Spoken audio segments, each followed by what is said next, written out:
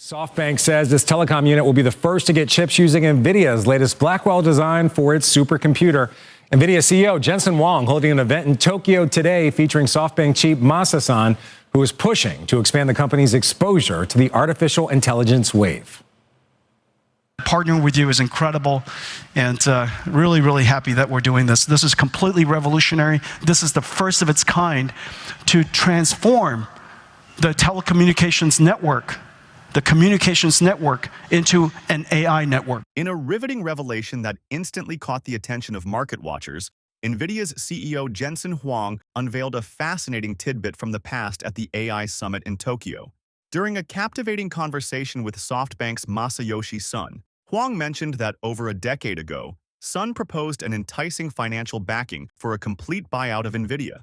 Had this takeover happened, NVIDIA, now valued at an astonishing $3.6 trillion, could have cemented SoftBank's position as a dominant force in the industry.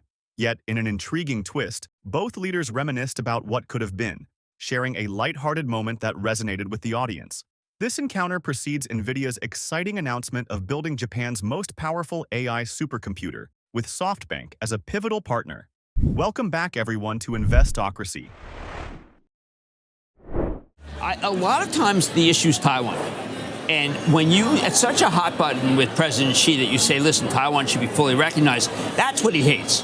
And it's interesting because Taiwan is the one that's most in play when we speak about Jensen Huang, because of Taiwan Semi. So we get this kind of moment where it's possible that there might be some talk between, say, Jensen and someone at the White House. Now, they did not talk with Biden. Biden did not talk to the semiconductor people. That was left to Gina Raimondo, who's Commerce Secretary. So, I mean, look, I'm not.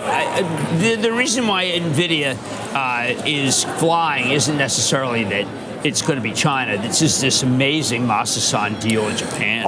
Although we mentioned yesterday this move from semis to software, and the JP Morgan long software, short semi basket's up 20% in a month. Well, you got ServiceNow, you got Salesforce, you had Atlassian. David, there's been this move for enterprise software, which was so hated. I don't know what to make of it, but we're continue to get these reports about a slowdown in the progress of generative AI, and I'm sure you've seen it. It's not just ChatGPT, now Anthropic as well reports that the next model is not nearly as powerful as they thought it would be versus the last model. What's that based on? Have you spent a lot of time with Jensen like I have? Well, this morning it's a 4-byline piece in Bloomberg. Thank you. 3 of the leading AI companies are now seeing diminishing returns from their costly efforts to build newer models. Okay, so they're about to get video.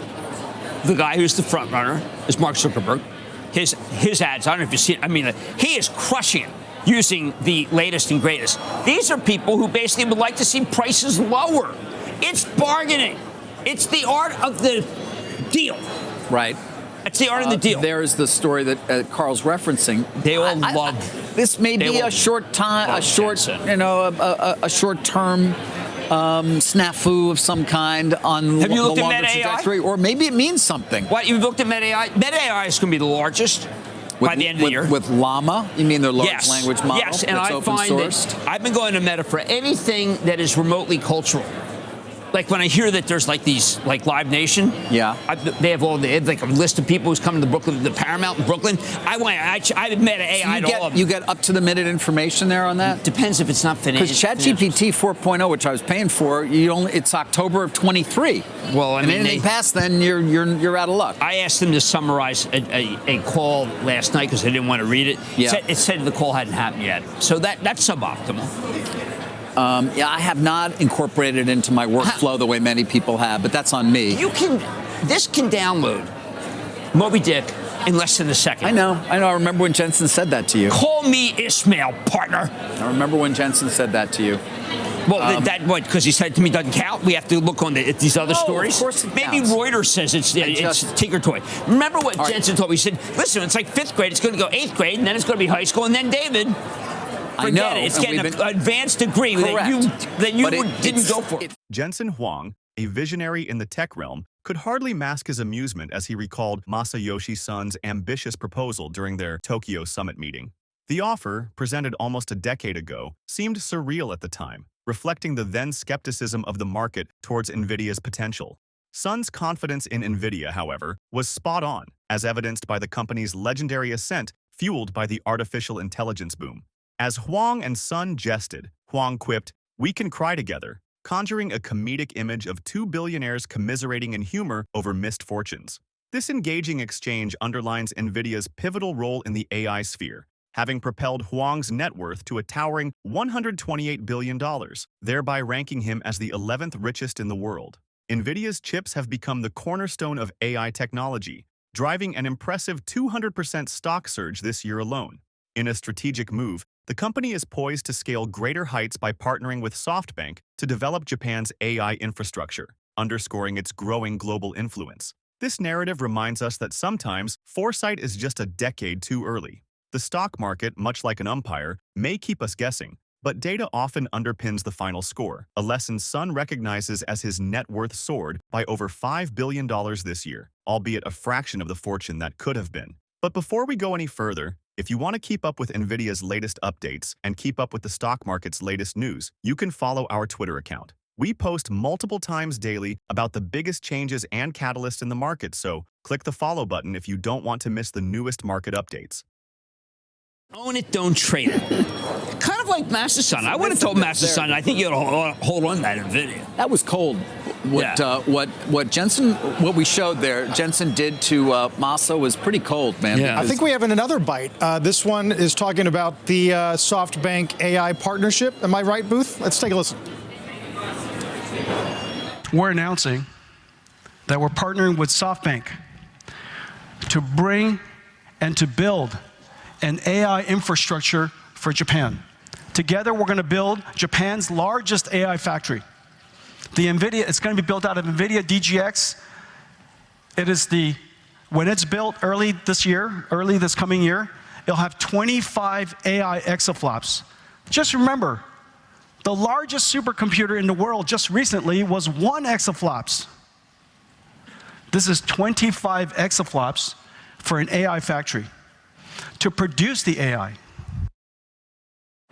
This ties into Jensen's longstanding view that every sovereign's going to want their own basket. And I think that's terrific. Now, the key thing people have to recognize when he talked last night for this talk, he's talking about the idea of a digital AI and then also a physical AI. And the physical AI is really interesting because what Jensen is saying that they have the best chance at developing robotics. Now, why this is interesting is there a man with 6 jobs who just got a 7th, Doge, who Elon Musk, yes, wants to do robots, but this seems to say that Japan's got the lead in robots. But you could just argue everybody's got something cooking. We know about Japan's demographic issues, probably worse than our own. Yeah, and they need robots in order to be able to make their country hum. I think that robots may be the solution. David will like this. I'm just going to provoke him. If there are, let's say a more aggressive policy in terms of shutting down immigrants under, say, the next president, yes, they need these robots. Well, there is going to be a more aggressive policy. We don't know how aggressive it's going to be in terms of the deportations. We have to see, and that could eliminate jobs that are being done now. To your point, I don't know if the robots are yet ready to replace people who are putting roofs on homes or which also doing agricultural jobs. This comic relief aside, NVIDIA's near future remains promising. Ahead of its third quarter earnings report, analysts like Piper Sandler cement the stock's stature as a top large-cap pick, projecting a price target rise from $140 to $175. A significant leap supported by NVIDIA's Blackwell platform, forecasted to usher in robust demand, capturing a potentially vast $70 billion market for AI accelerators next year. As excitement builds around NVIDIA's upcoming earnings release, investors eagerly anticipate another chapter of impressive numbers.